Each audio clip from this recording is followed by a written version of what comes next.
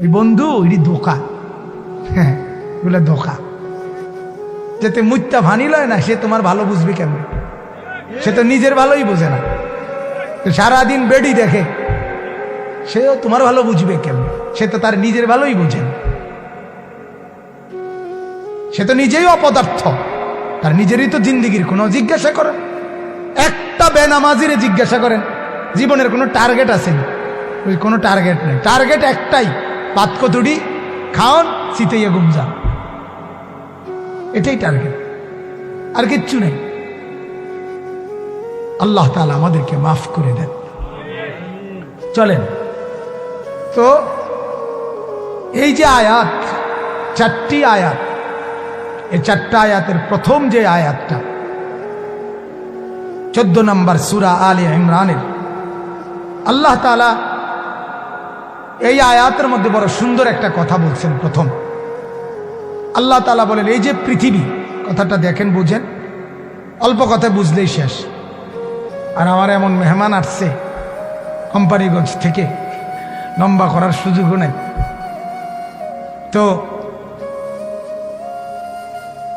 এই কারণে বলতেছি, আল্লাহ তাআলা এই যে দুনিয়া, এটা আল্লাহ তাআলা বানাইছেন। কে বানাইছেন বলেন? এই দুনিয়ার মধ্যে যত কিছু আছে তাও আল্লাহ তাআলা বানাইছেন।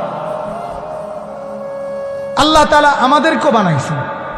আর আমাদের প্রত্যেকের দেহের ভিতরে আল্লাহ তাআলা আকর্ষণ, আগ্রহ, কামনা, বাসনা, শাহওয়াত, প্রবৃত্তি নামে একটি জিনিস আল্লাহ তাআলা আমাদের প্রত্যেকের দিলে, প্রত্যেকের দেহে আল্লাহ তাআলা দান করছেন।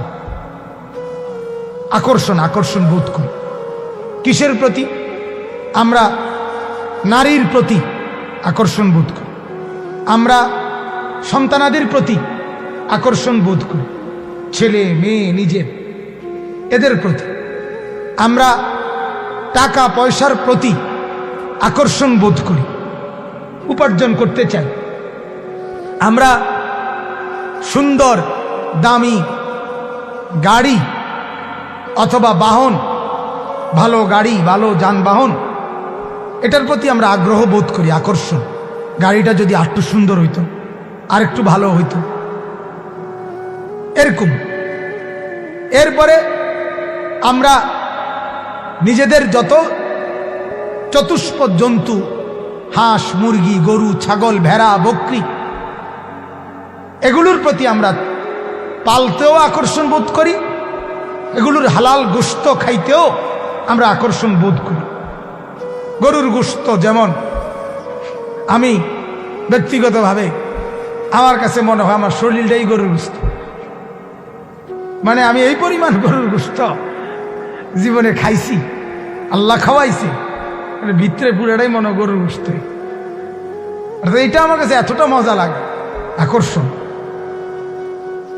এটা মানুষের ভিতরে আল্লাহ তাআলা দান করছেন, চতুষ্পদ জন্তু জানোয়ারের প্রতি আকর্ষণ।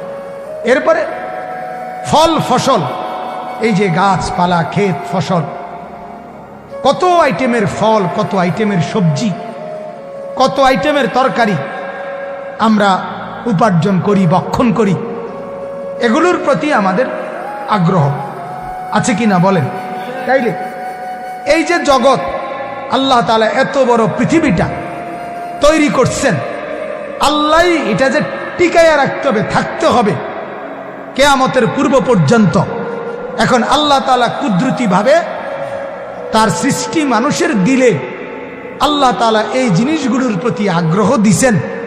এই কারণে এগুলোর আগ্রহের মধ্যেই মানুষ এগুলো উপার্জন করতে চেষ্টা করবে, আর এই উপার্জনের নেশায় আমার পৃথিবী সামনের দিকে আগাবে, সামনের দিকে বাড়বে। কুল্লু নাফসিন যায়িকাতুল মাউত, সমস্ত আত্মা, সমস্ত প্রাণ, আল্লাহ তাআলা বলেন মৃত্যুর স্বাদ গ্রহণ করুন, মৃত্যুর স্বাদ গ্রহণ।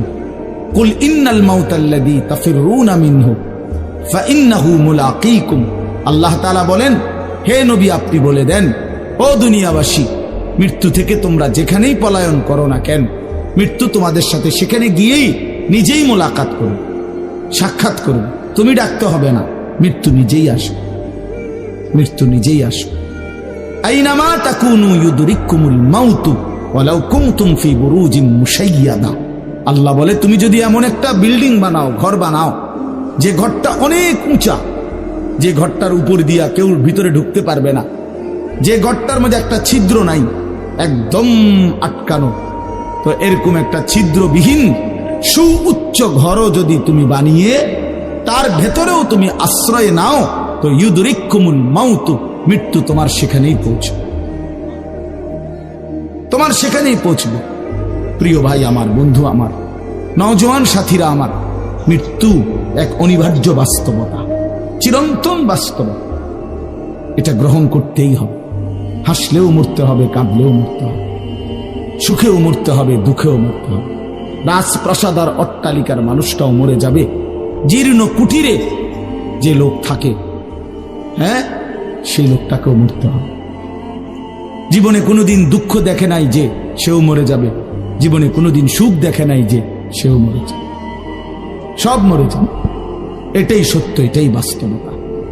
অতএব মৃত্যু এক অনিবার্য বাস্তবতা, এটা গ্রহণ করতেই হবে। এটা যদি আমরা মনে রাখি, আমাদের জীবন অনেক সুন্দর হইত, অনেক সুন্দর হইত। রাসূলুল্লাহ সাল্লাল্লাহু আলাইহি ওয়াসাল্লাম বলছেন, আকসিরু যিকরা হাদিমিল লাযযাত ইয়ানি আল মাউত। আল্লাহর নবী বলেন, আমার উম্মত তোমরা বেশি বেশি ওই জিনিসটা স্মরণ করো, যে জিনিস তোমাদের সমস্ত স্বাদ, আনন্দ, আহ্লাদ চিরতরে মিটাই দিবে, তোমারে চিরস্তব্ধ করে দিবে।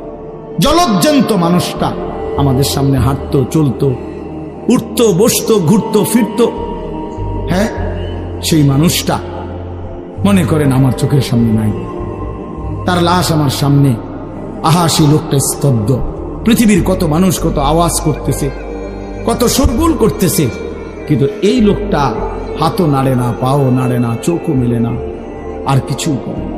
এ কি আশ্চর্য বিষয়! চোখের সামনের এই মানুষটা নাই, কি হলো তার? কে তারে থামাই দিল? কে তারে স্তব্ধ করে? এ তো আমার মতো ঘুরতো, ফিরতো, হাঁটতো। আহ, আমার আব্বারে আমি কত দেখছি, একদিন আমার আব্বা চলে গেল। আমার দাদারে আমি কত দেখছি, আমার দাদা একদিন চলে গেল। আমার জ্যাঠারে আমি দেখে আসছি, দোয়া করে আসছি, ফু দিয়ে আসছি। এক সপ্তাহ পরে জ্যাঠা ইন্তেকাল করলেন, আবার এক সপ্তাহ পরে আমি গিয়া জ্যাঠার জানাজা পড়াইছি। এই তো বাস্তবতা। যুবক ভাই, তুমিও মনে রাখো, বয়স্ক বাবা আপনিও মনে রাখেন। হাসান বসরি রহমতুল্লাহ আলাই একজন বড় বুজুর্গ ছিলেন। উনি বলতেন, তিনি যখন কোনো যুবককে দেখতেন আর বয়স্ক দেখতেন, তো তিনি যুবকদেরকে বলতেন, ইয়া মা'শারাশ শাবাব ইন্না যারআ কাদ তুদরিকুহুল আহাতু ক্বাবলা আন ইয়াবলুগা।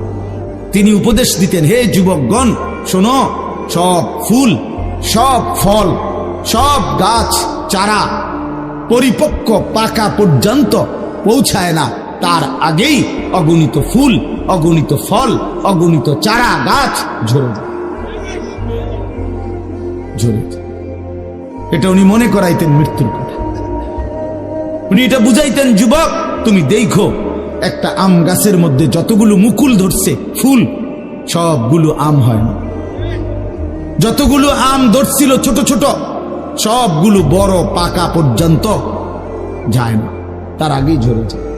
ঝরেই যায় বেশি, থাইকা যায় অল্প। তার মানে যুবক, কিশোর, তরুণ, এই বয়সেই